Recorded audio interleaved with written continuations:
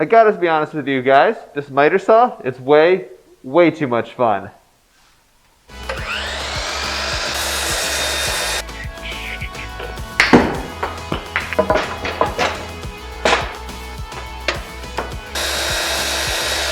And what we're building today, I need a stand for my 3D printers.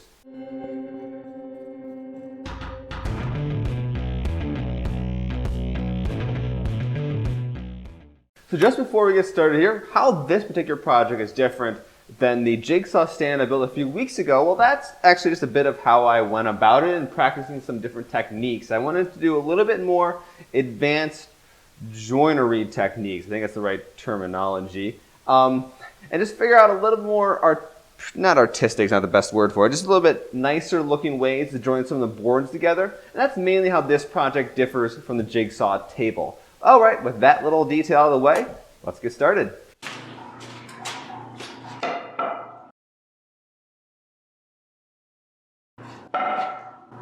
So what I'm doing is creating some 3D printed templates here that pair up with my cordless router, and I'm going to be using that to cut these joints. Well, the router adventure is done. I've got all the grooves cut. They're going to support the pieces that span the whole table together.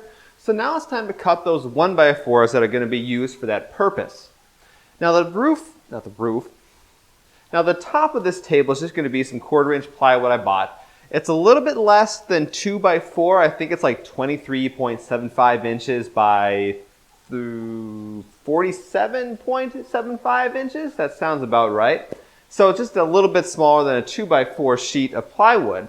So for that reason, I'm going to cut the piece that support here to be just a tiny bit less than 2 feet, and then the corresponding whatever, figure out the math in a moment. So I'm going to start with the 2-foot pieces that go across here, but they're going to be cut about 23.5 inches. Any excess of the tabletop is just going to float over by 1/4 of an inch. It's not that big of a deal, which means it's miter saw time. My favorite part of the build.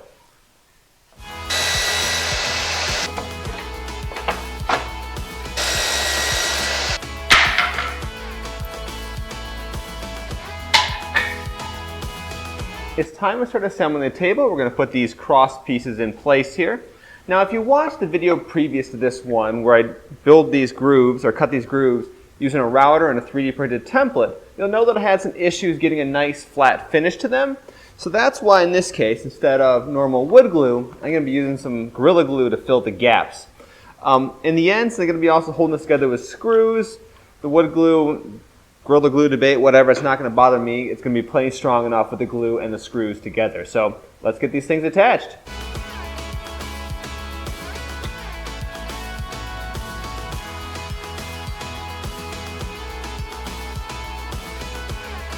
F. The glue should go about 1 inch in, not like 3/4 or not right on the edge.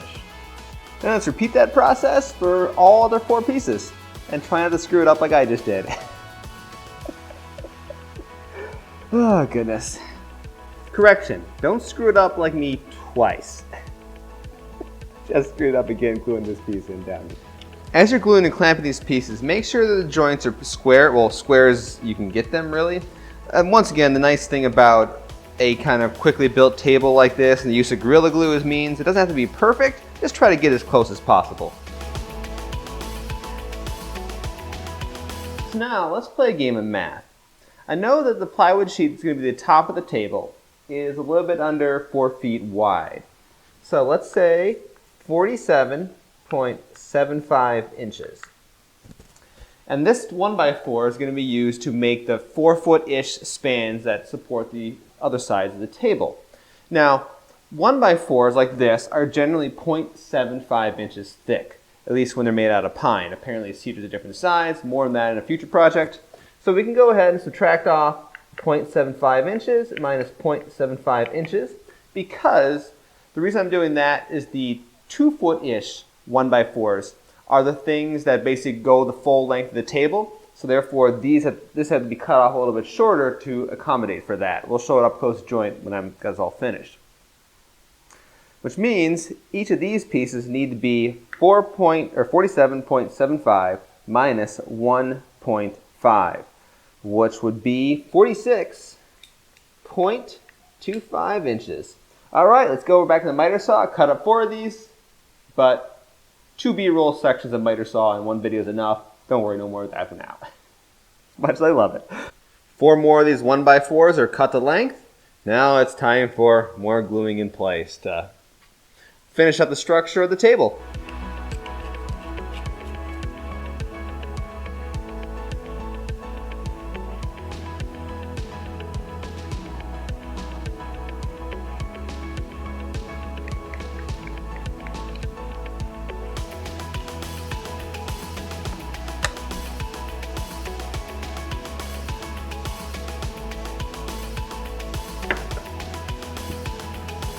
All the frame pieces, well, they're glued in place. It's time to reinforce them with some screws.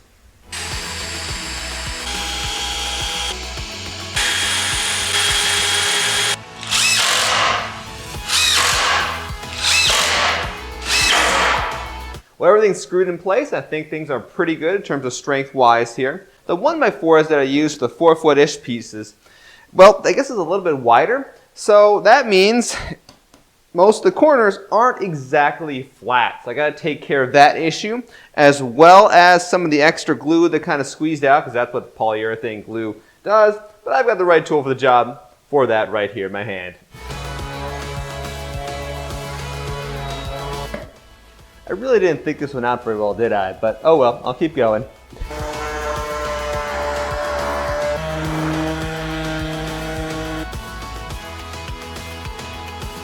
I think my head's not cut off. I can't quite tell. Anyway, hope it's a good camera shot, right? So anyway, I think I've got this thing pretty well leveled out. Good enough. It's within a few 16ths of an inch of the corners, so I'm happy with that. Let's drop the plywood top on here. This is just a pre-cut 2x4-ish piece of plywood. That's 2 feet by 4 feet. And then if it looks good, I'll glue it down, screw it in place, and we're good to move on.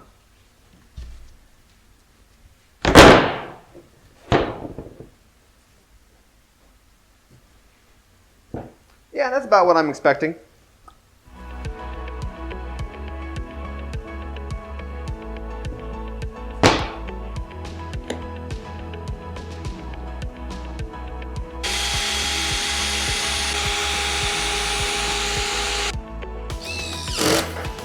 Whoops, a little too intense in there. I kind of threw up the plywood.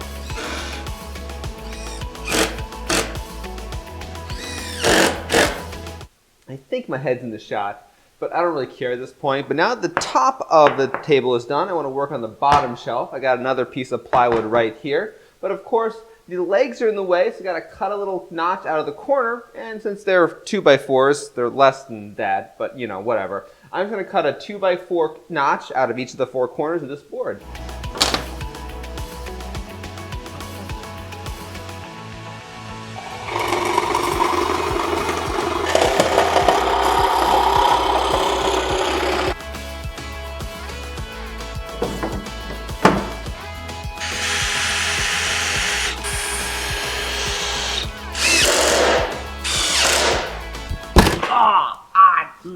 Okay, don't break the shelf. I'm trying to break the shelf right away. And now my head is actually cut off, but that's all right. Once again in cramped quarters here. But, so I've got 3 rolls of PLA filament right here, and what I want to do is kind of put a few stands for these to sit on so I can pile extra PLA filament down here. I've got them spaced out good enough, and I'm going to very carefully, more or less, mark out about where the center is in each of these.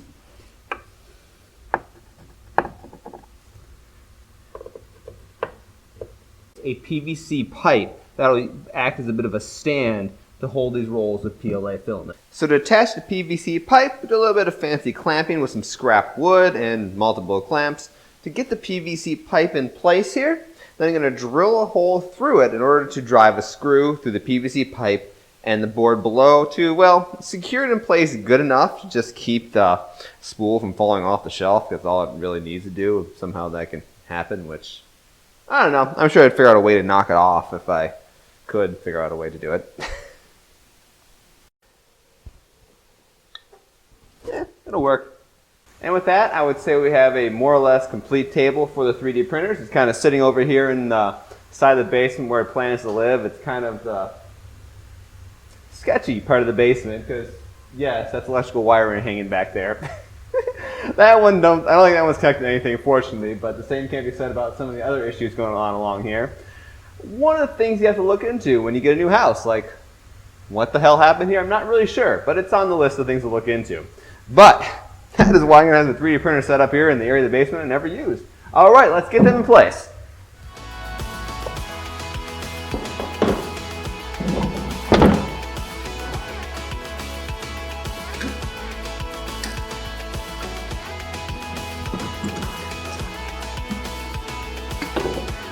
Oh, yes.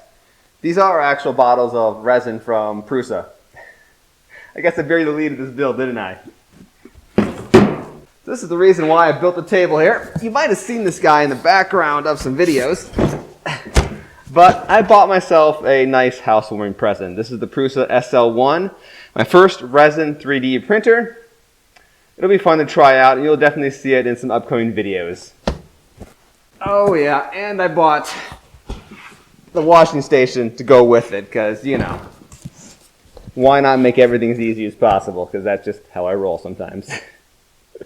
Anyway, thank you guys all for watching. Once again, I'm Jason, the creator of the Tabletop Battlefield. If you want to see some more videos like this woodworking, because I'm definitely going to be doing some more things and slowly get more advanced as time goes on, be sure to hit subscribe here on the YouTube channel, and my sump pump just turned on and is probably sounding terrible in the background. Isn't that awesome? But anyway, once again, thanks for watching. Until next week. I really got to come with a better ending, because I always say until next week. I'm like, I don't know what to say. Since I'm recording this like 3 weeks ahead of time, not really sure what's going on. Have a great week. How does that work? Oh, goodness. Goodness, goodness, goodness.